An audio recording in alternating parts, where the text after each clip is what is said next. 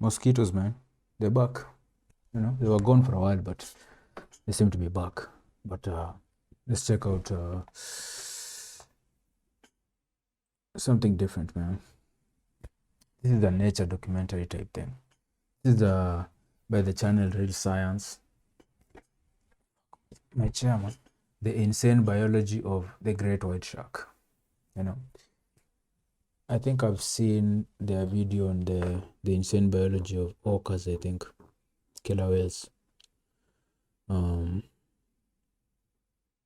Yeah, let's check out the shark one, man. It just looks epic. Thumbnail: the anatomy of a monster. Sharks, bro. Nothing strikes fear in the heart of humans more than the thought of a great white shark. Even writing this video gave me some extreme bouts of queasiness. In our modern, comfortable life, we almost never have to think about being hunted, ripped apart, and eaten. But looking into the eyes of a great white shark, any comfort we might have felt gets ripped away. The great white shark hunted, Look at ripped those apart, eyes, bro. and eaten. But looking into the eyes of a great white shark, any comfort we might have felt gets looking into the eyes of a great white shark, any comfort we might have felt gets ripped away. Deaths from great white sharks are not unheard of, and I know many people who won't step foot into the ocean because of this intense and primal fear. But with this primal fear comes a morbid fascination with one of the most formidable predators the world has ever seen. These monstrous fish can reach up to 20 feet or 6 meters long and can weigh up to 2,270 kilograms or 5,000 pounds. Their rows of coarsely serrated, sharply pointed teeth are built to tear through flesh and shatter bone. It's no wonder that Hollywood can't resist portraying them as crazed and indiscriminate hunters, attacking people, boats, and anything else at random, ripping off arms and legs just for fun. And while great whites do sometimes kill humans, their attacks are not random, and in fact form unexpected patterns in space and time. Their kills are purposeful and ritualistic, and most of the time. Their kills are purposeful and ritualistic, and most of the time. Their kills are Look at the mouth. Purposeful and ritualistic, Fuck and most me. of the advice we've heard about how to avoid a great white shark attack isn't necessarily true. Great white sharks are so much more than brutal killers.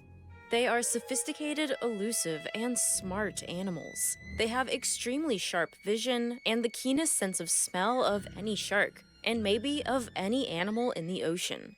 And scientists are realizing that they may be far more intelligent and delicate than we give them credit for. So much so that aquariums the world over have notoriously failed to keep them in captivity. Hundreds of experts and millions of dollars in resources have not been enough to crack the code of how to keep them in man-made tanks. But as much as we've learned about their biology, great white sharks continue to surprise and baffle the scientific world. Just how powerful is a great white shark, and how does it decide what it's going to attack and what it's going to eat? And what about great white sharks makes them unable to survive living in captivity?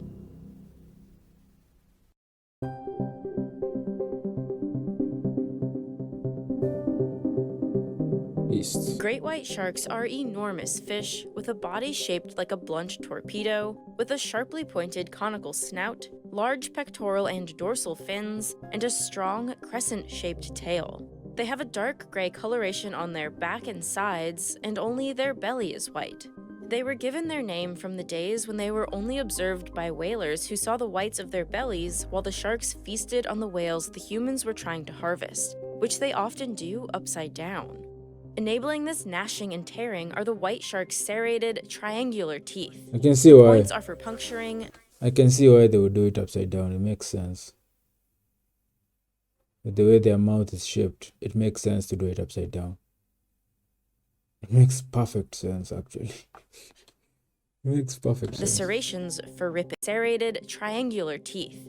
The points are for puncturing, the serrations for ripping. Around 50 teeth are exposed and in use, lined up in rows at the top and bottom of the mouth. But behind these rows are 6 more rows of teeth, each at a different stage of development. Unlike humans whose teeth are set into the bone, shark teeth are set into the gums. And while grabbing and subduing thrashing prey, many of these teeth fall out. Thus, the shark needs to replace them often. The teeth in the extra rows in the back will move forward as the teeth in the front are lost. A great white shark will go through around 30,000 teeth in its lifetime. The outer part of a great white shark's tooth is made up of hard and mineral-rich enameloid, which is similar to the enamel on our teeth and is made up of fluorapatite, a mix of fluoride and calcium bonded together. Fluorapatite is a very hard mineral, so these teeth can withstand the crushing force when biting prey. And this crushing force is one of the strongest in the animal kingdom. In 2008, a team of scientists conducted an experiment to determine the great white shark's bite force using three-dimensional computer analysis of their jaw mechanics. And while only theoretical, their findings indicated that the largest white shark could exert a bite force of over 18,000 newtons. If their analysis is correct, it would mean the great white shark has the second most powerful bite of any living animal, after only the orca. However, the saltwater crocodile... Orcas are OP for no fucking reason. They're so randomly OP, man. Like, you'd expect sharks to be what orcas are. Orcas are what sharks think they are. You know? Sharks are fucking impressive, you know? But there's an orca out there. It just sucks. It's like being Daniel Cormier, but there's a John Jones out there. It's just... No one wants to run into you, but we all know who your daddy is. Crocodile is a living animal, after only the orca. However, the saltwater crocodile is another contender in the mix for top bite force, and has actually had its bite force directly measured at 16,460 newtons. But whichever animal is on top, it's actually surprising that great white sharks are a contender at all, because their skeleton, including their jaw structure, is made entirely of somewhat rubbery cartilage. This cartilage is several orders of magnitude less stiff than bone. This perhaps prevents the bite force of great whites from being even higher. But for however much their cartilage skeleton may hold them back from an even stronger bite, perhaps prevents the bite force of great magnitude less stiff than bone. This cartilage is made entirely of somewhat rubbery cartilage. This cartilage is several orders of magnitude less stiff than bone. This perhaps prevents the bite force of great whites from being even higher. But for however much their cartilage skeleton may hold them back from an even stronger bite, it makes up for in their locomotion. Cartilage is strong and dense, but it's not as heavy as bone, so it reduces the weight of sharks, making it easier for them to swim at faster speeds with less energy being expelled. And it's clear that they are top swimmers. They can swim as fast as 50 kilometers per hour or 35 miles per hour, and have been known to migrate long distances from Hawaii to California and from South Africa to Australia. Their speed and endurance is thanks to their unique and surprising musculature. Generally, fish have two types of muscle fibers, white and red. Red muscle fibers are aerobic and sustain constant swimming, whereas white muscles are anaerobic and are primarily used for short bursts of power. With their huge migrations, you might expect a great white shark to therefore have tons of red muscle, but it's actually the opposite. Great white shark muscle is comprised of over 90% white muscle fiber. This gives them an unparalleled ability to accelerate quickly while hunting, ambushing their prey at high speeds. But what about their long-distance travel? How does such a low percentage of red muscle work for this? Unlike other fish whose red muscle fibers are situated just under the skin, the red muscle fibers of great white sharks are located deep in the body. The thickest part of the red muscle is also located near the dorsal fin, which is the thickest part of the body. This, again, seems to not make sense at first. If the purpose of this muscle is sustained swimming, why is it so far from the tail and close to the bending axis? As counterintuitive as it might seem, this placement of the red muscle allows for very efficient motion, and is what gives the great white shark its swimming style, called thunniform swimming. Thunniform swimming generates power through the caudal fin rather than whole body undulation. Compare this to the swimming used by other fish. These types of movement move the whole body, which would be less efficient at high speeds.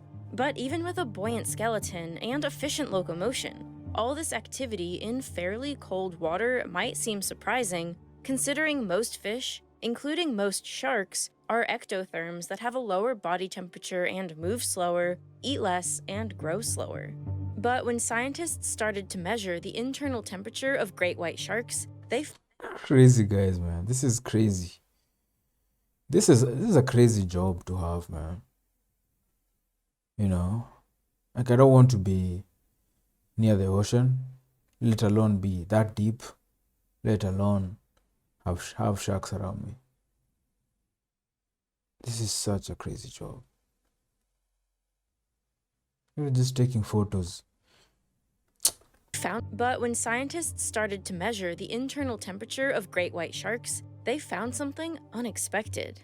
They placed one thermometer inside a shark's stomach and one on the outside of the shark to read the ambient water temperature. And they found that even when the water temperature fluctuated and was quite cold, the shark's stomach temperature stayed at around 26.2 degrees Celsius. This could only mean one thing, that the great white shark was regulating its body temperature. It is now understood that these sharks have an adaptation called regional endothermy. This is a type of warm-bloodedness that allows the shark to keep its critical regions, like its swimming muscles, stomach, and brain, warm. This does a few things for the shark. It allows them to live in much colder water, dive much deeper, move much faster, and it might even be the reason they are so enormous. By unlocking a broader niche and being able to hunt faster, larger animals, regional endothermy may have been the thing to promote the true competitive superiority of great white niche and being able to hunt. They are so enormous. By unlocking a broader niche and being able to hunt faster, larger animals, regional endothermy may have been the thing to promote the true competitive superiority of great white sharks. But with this endothermy comes a cost. Great white sharks are among the most energy-demanding fish, meaning they need to eat a lot to stay alive. Which brings us to the next question. How does a shark decide what to attack and when?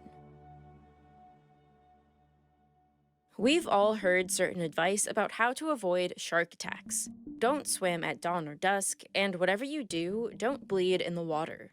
And we've all heard explanations as to why surfers get bit. That great white sharks have poor vision and mistake surfers for sea lions or turtles. And if you're getting attacked, punch it in the eye as best you can.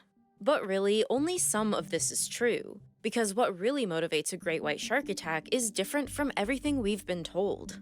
And the reality of it has been revealed by decades of research in one specific and spectacular geographic location, the Farallon Islands in Northern California. These islands are a rich feeding ground for great whites, and though it's only 30 miles west of San Francisco, surfers and swimmers know to stay far away. Seals and sea lions are abundant here, and these are a great white's favorite prey. The first thing the researchers stationed on the islands noticed was that great white sharks hunted during daylight hours, which is different from how most other sharks hunt. So the argument that avoiding swimming at dawn or dusk will prevent a great white shark from taking a nibble on you is not exactly helpful, though it might still be smart for other reasons. At first, this surprised scientists. For a long time, sharks were thought to have poor vision, with a grainy and monochromatic view of the world, enabled by what scientists thought was exclusively rods in their eyes. Rods are useful for detecting contrast and movement, and animals who live in low-light settings have an abundance of them. Cones, on the other hand, discern detail and require a well-lit environment, and for a while, these were believed to not exist in sharks. But in 1985, scientists realized that the white shark does have cones, and that their rod-to-cone ratio was different from that of almost any other shark. The moderately deep-dwelling smooth dogfish has a rod-to-cone ratio of about 100 to 1. The more shallow water lemon shark has a ratio of about 12 to 1. But in the white shark, the rod to cone ratio is about 4 to 1.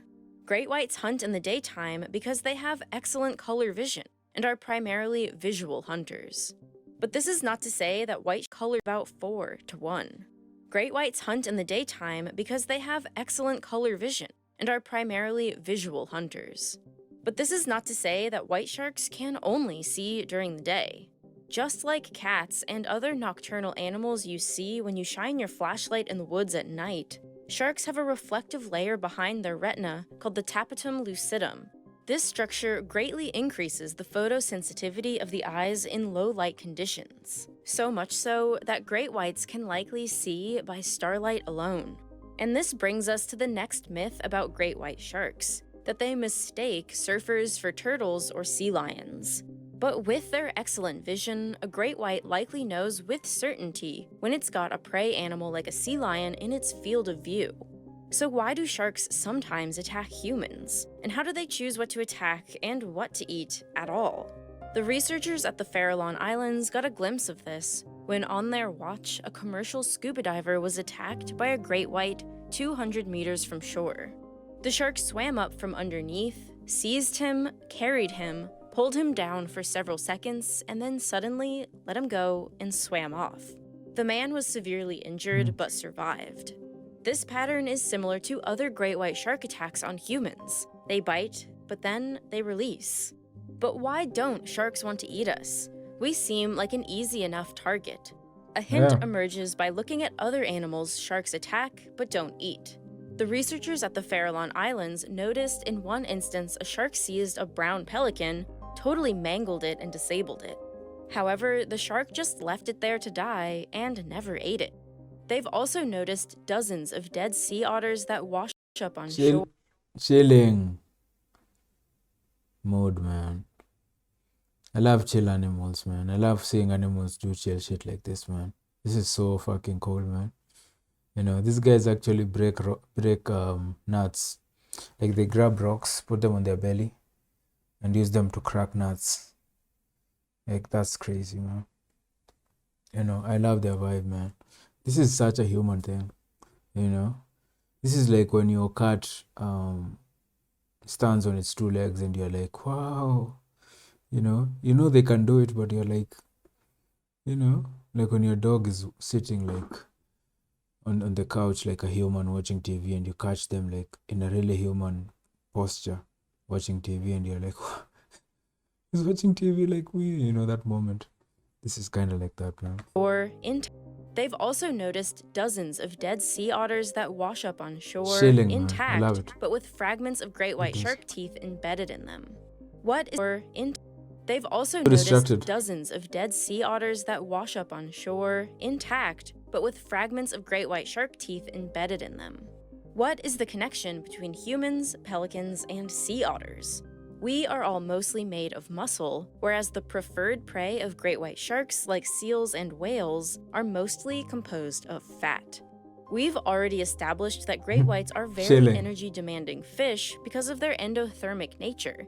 But to be so picky as to totally abandon muscly meals for fatty ones seems extreme. But it turns out they need fatty meals for more than just their energy-demanding metabolism and movement. They need all that energy to grow, and grow fast. Adult white sharks increase their body length by more than 5% per year. This growth rate is 3 times higher than the mako shark, another large predatory That's a scary looking shark too. Shark from the same family. So when a great white nibbles on a human, it's simply gaining information about whether you have enough blubber to be worth their while. And for the animals that are worth a great white shark's while, well, that really sucks for them. Because the way a great white shark hunts is actually more horrific than I ever quite realized. And it's a little different depending on which prey it's going after. Fair warning, this is where the queasiness might set in. When a great white shark attacks a sea lion, it usually starts with an explosive splash. This initial strike often takes a chunk out of the sea lion, but sometimes it is able to escape. The researchers at the Farallon Islands recorded 75% of sea lions surviving the initial strike. But their escape is temporary. The white shark will chase down the injured animal and recapture them. It takes another bite, but then lets it go. The animal will slowly bleed out and die. Later, its body will float to the surface, and only then will the shark eat it. A great white's approach with a seal is slightly different. The first bite that's so explosive when hunting a sea lion is usually invisible different. The first bite that's so explosive when Bro, that whole coming from beneath is so cool, man. It's so cool that they just approach from beneath, man. Because you don't see that. Like, if you're swimming, that's such a blind spot, you know? It's such a blind spot, man. If you think about it, you know? It's such a blind spot, man.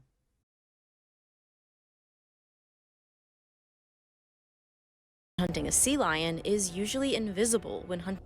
The first bite that's so explosive when hunting a sea lion is usually invisible when hunting a seal. It happens under the water. The way researchers identify a seal attack, the shark and die. Later, go and recapture them is temporary.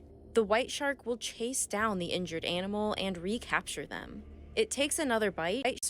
The researchers at the Farallon Islands recorded 75% of sea lions surviving the initial strike, but their escape is temporary.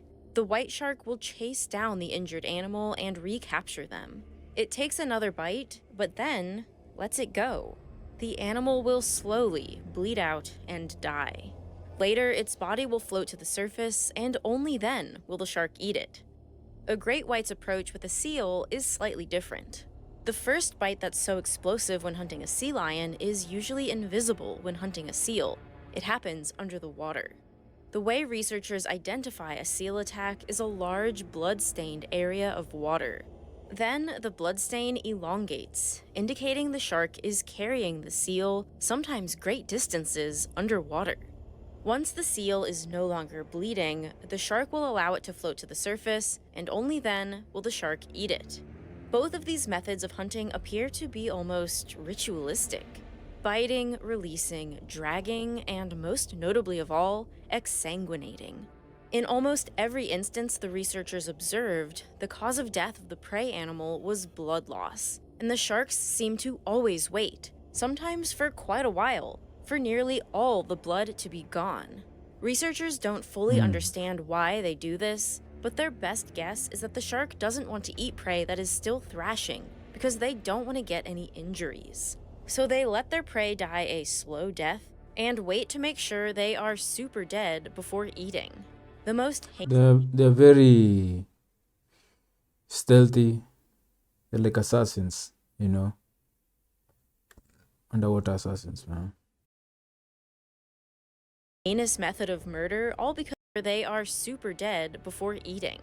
The most heinous method of murder, all because the sharks don't want to get any boo-boos. But great white shark rituals go even further, revealing that great whites may in fact be capable of communicating with each other to a remarkable degree. Once a shark kills a prey animal like a seal, it often floats at the surface for a while before being eaten. But if there are multiple sharks in the area, they are all going to want that tasty meal. And the decision of who gets to eat it is decided in a surprising ritual. The sharks don't fight over the food. Instead, they participate in a threatening display of tail slapping at the surface, splashing in the direction of the other sharks as many times and as forcefully as possible. The shark who manages more tail... They're so careful about getting injuries, man. I love it. It's another thing I didn't know about them. Now, it's just speculation from scientists, you know, why they wait for all the blood to drain. You know, these guys are speculating that they don't want to eat a thrashing prey, get injuries and all that. But if that is the case, that could also explain why they do this. Because most animals would fight to the death over a male. These guys know not to go that far. Like, dude, intelligent animals, man. You know? So instead they do like, it's like they arm wrestle or something. Let's arm wrestle, man, for this shit. You know? And at least go home able to hunt again. Let's not maim each other. I love that, man. Crocodiles don't do that. There are a lot of maimed crocodiles just chilling. Just missing legs and shit. Just tail slaps is the winner. It's surprising that an animal so formidable has more tail slaps many times and as forcefully as possible. The shark who manages more tail slaps is the winner. It's surprising that an animal so formidable wouldn't just fight over the prey, but this sort of holds up with their other behavior. They really are boo-boo avoidant. But when the Yeah. boo-boos in question are having your face bit off by your opponent, it makes sense that great white sharks would evolve a less violent, but still dominance-based way to communicate and claim prey. And this backs up one of the main pieces of advice we get if a shark is attacking you, to punch them in the face. These murder guys are kind of delicate, and many surfers and divers have reported that Glass cannons, huh? The glass a cannons. biting shark left them alone after many surfers and divers have reported that a biting shark left them alone after a strong boop to the snoot. And as much as I'm joking around about this, great whites really are pretty sensitive. A jab to the face probably does really hurt them, due to tons of nerve That's not a good look, man. Can't have a glass jaw, man. You can't be fucking look Rockhold out here, man. You know, you can't be Cody Garbrandt out here, man. You know, it's not a good look. It's not a good look. To an extent, Conor McGregor, it's not a good look. You can't be a glass cannon out here. You can't be this OP and that sensitive. It's like being a bully and then running home crying when you get smacked back. I don't like that, man. endings and sensitive tissue there. Probably does really hurt them, due to tons of nerve What would you rather do? Like, if you could choose, if you could, if you had to make a choice between, maybe you're creating a new animal, you know, you can either give it survival tactics or survival assets or predator assets.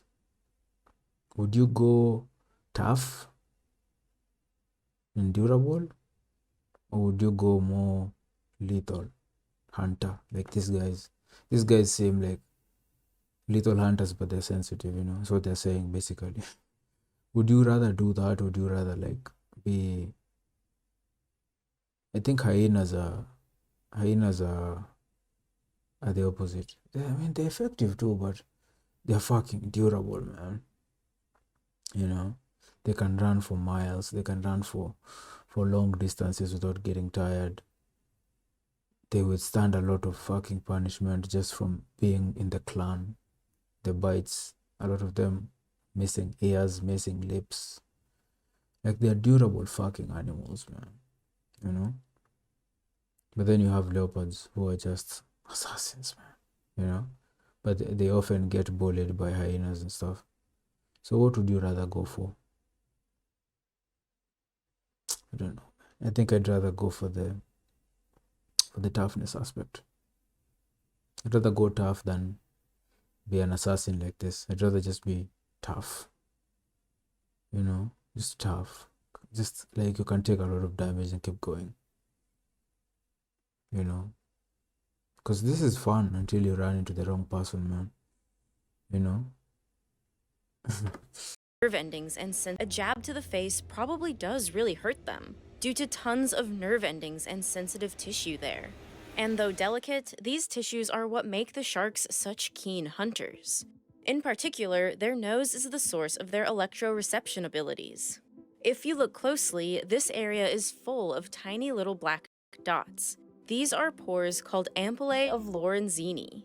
Filled with an electrically conductive jelly, the bottoms of the pores are lined with hair-like cells called cilia. These cilia respond to changes in nearby electrical currents transported by the jelly, which trigger nerves in the shark's brain, which tells them something alive is nearby. But this electrosensory ability only works from about 1 meter away, while the shark is locking onto its target in the final moments before attack. To sense prey at longer distances, they use their incredibly acute sense of smell. Great white sharks have the largest olfactory bulb among sharks. Its relative mass compared to the rest of its brain is 18%. And a keen sense of smell makes sense when you consider how stinky a great white's preferred prey is. If you've ever been to a beach or a pier where it sucks what seals go through. They're such cute animals, man. Seals, sea lions, walruses, I don't like how helpless they are on land. I think they're pretty formidable in the sea. They're very good swimmers. But they seem like such easy prey. They will fuck you up though. They have really strong bites, so I'm not saying they're helpless. Like, I'm sure they do damage back. Like, there's a reason you need to ambush these guys stealthily if you're a shark. Because if these guys land a bite, they could really fuck you up. I mean, they have really sharp teeth. That's like the mouth of a Wolverine or something. They're cute, but they can fucking tear a chunk of you. So, I'm sure that plays a part in the method that the sharks use, man, to avoid getting bitten by these guys. That's the injury they're avoiding. If that's the injury we are talking, I understand. I understand, because these guys will fuck you up if they grab a good hold of you, man. But I still think they get destroyed by sharks and polar bears. They just I feel like they need one more thing. I feel like they need arms, man. It's the arms, man. They're so useless on land, bro. They're just sitting ducks, sitting sails on land. They're so useless on land, man. I've seen videos of just baby seals getting grabbed by birds, by polar bears and stuff. Just, I feel like they need something for, maybe their fins need to maybe it'll happen, but I feel like they need to be a bit more mobile on land, considering how much time they spend on land. They spend a lot of time chilling, sunbathing. I feel like you need to be able to move a little bit faster when a fucking polar bear arrives.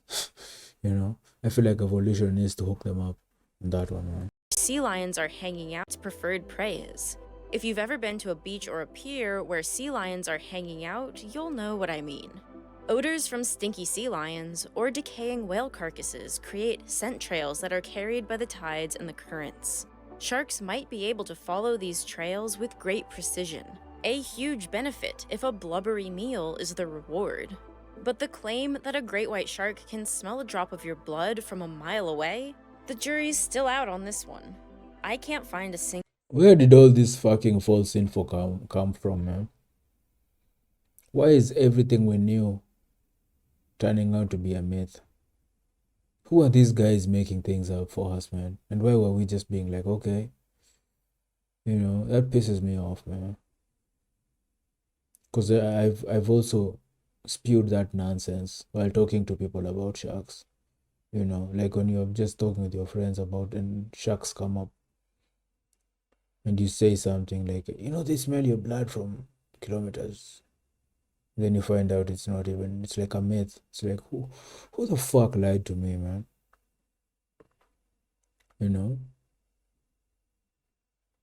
Like, there's a lot of guesswork going on with study of animals. Sometimes they won't have a legit answer for something. They just speculate, it's probably this, and then people forget that it's speculation and they just run with it. A lot of myths go like that. Single repute from a mile away? The jury's still out on this one. I can't find a single reputable source that has done an experiment that tests how far away a great white shark can smell a drop of blood. I personally still wouldn't jump into the ocean with an open wound, but if you get a scratch while surfing, you probably don't need to worry about it. Bro, the way the lip goes backwards and the gum is exposed, look at that, man. That's horrifying, bro. That's scary, man. For so many reasons, we don't need to worry about great white shark attacks at all. Great whites are simply not the man-eaters they've been portrayed to be. We can see how risk-avoidant they are. how much they don't want to get injured, how they communicate gently. They are complex and sensitive animals, and our attempts to force them into a box, figuratively and also quite literally, has only done them harm. The first aquarium to attempt holding a great white shark was Marineland of the Pacific in 1955, and the shark died in less than 24 hours. When they tried again in 1960, the shark barely made it 2 days. But this failure isn't unique to Marineland. For decades, multiple aquariums attempted to hold great white sharks in their display tanks. Marineland of Florida, SeaWorld of San Diego, the Steinhart Aquarium, and other aquariums all tried holding great white sharks, but they either died or had to be released. What was going on? If so many facilities failed to keep great white sharks alive for more than a few days, clearly something about captivity just doesn't work for these animals. Researchers have speculated about a couple of possible causes. First, the sharks might have been ill before they were even captured. In some cases, they've been hooked by fishing nets immediately before being transported to an aquarium. And if a great white shark isn't constantly swimming, it can't get enough oxygen and is on borrowed time. Another hypothesis is that their electroreception skill interferes with their ability to sense the glass of the tank, meaning they're constantly bashing into the walls. These sharks are also used to traveling vast distances and being stuck in even a large of the tank. Electroreception skill interferes with their ability to sense the glass of the tank, meaning they're constantly bashing into the walls. These sharks are also used. That's like birds flying to glass, man, to glass windows. It's so fucked up, and it's so weird when it happens. You know, it's like you'll see a really big bird just fly into a window, bam. It's like concussed for a while, and then it gets up and leaves. Such a weird thing that happens, man. You know, it's weird that they can't see glass. Maybe it has to do with speed, the speed at which they are flying. You know, maybe if you're really flying is when you don't see it. You know, to traveling vast distances and being walls. These sharks of the tank, meaning they're constantly bashing into the walls. These sharks are also used to traveling vast distances, and being stuck in even a large tank is still a huge shift in their ability to roam far and wide. They're also used to hunting live food, not eating dead fish handouts. The Monterey Bay Aquarium therefore decided to take a different approach. From 2004 to 2011, they brought in only Young of the Year white sharks, the scientific term for fish that haven't yet reached 1 year of age. Over that period of time, they brought 6 sharks into captivity. 4 did fairly well and remained on display between 70 and 198 days. So what went right and what went wrong for these young sharks? First, there was their size and age. The sharks ranged in size from 137 to 164 centimeters and weighed between 25 and 47 kilograms, much smaller than full-grown adults. They were also transported in stages. First, they were brought to a deep ocean pen off Malibu to allow them to recover from the stress of being captured. They stayed in the ocean pen for 10 to 25 days, or until they started feeding regularly again and were deemed healthy enough for transport. From the pen, they were moved into a transport tank on a ride that lasted between 5 and 7.5 hours. Once they arrived at Monterey Bay Aquarium, they were placed in the 3.8 million liter Outer Bay exhibit that holds pelagic fishes like bluefin and yellowfin tunas, as well as other shark species. The 4 sharks who did do well in captivity ate regularly and were fed on a diet of fish like Pacific mackerel. But 2 of them started displaying predatory behavior during the final weeks on display. One shark fatally attacked 2 soupfin sharks, and they both chased scalloped hammerhead sharks and Galapagos sharks. No surprise, both these sharks were released when they started chomping on the other animals in the exhibit. But what about the 2 sharks who didn't do well? One just never fed regularly, so staff released it after 11 days. The other fed somewhat regularly, but also started bumping into the walls of the enclosure. It showed signs of developing an infection and stopped eating. So the Monterey Bay Aquarium released it after 55 days of captivity and fitted it with a tag. Unfortunately, the tag showed it died almost immediately. The researchers never recovered its body, so an autopsy was impossible. But they speculated that its death could have been caused by an attack from a large predator or from an injury when the acoustic tag was being implanted. The third possible cause of death is a mouthful, but as the report reads, an irreversible cascade of metabolic aberrations associated with an acid-base imbalance caused by the cumulative effects of the cause of death is a mouthful, but as the report reads, an irreversible cascade of metabolic aberrations associated with an acid-base imbalance caused by the cumulative effects of extraction from exhibit, transport to Southern California, pre-release handling, sampling, tagging, and transport to the actual release location. In other words, being brought into captivity is what triggered its death. Imagine being a huge predator with the entire ocean at your disposal. Then suddenly, you're yoinked out by some hairless apes, put in a weird moving tank, then dropped in a larger but still limited tank.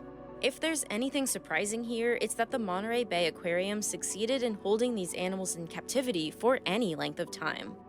From start to finish, the biology of great white sharks shows us that it is not us who need to fear the sharks, but the other way around. I definitely still don't want to take on a great white in a 1v1 battle, but it's not hard to see that despite our lack of terrifying jaws of death, we really are the animal in the world that holds all the power. Great white sharks are delicate, sophisticated animals who deserve as much reverence and respect as any of the charismatic ocean animals we all care so much about. And when it comes to the chances of being bit, there's a lot of stats floating around out there. Some say a person's chance of getting attacked by a great white shark is 1 in 11.5 million. Others say it's 1 in 40,000. There are a lot of different calculations going on here. What's the real number? The answer lies in an understanding of probability. And surprisingly, there's a free and easy way to learn about exactly this on Brilliant. Brilliant is the best way to learn math, data science, and computer science interactively. And they have a world team to us this and activity in a spin and the shark statistics a bit better.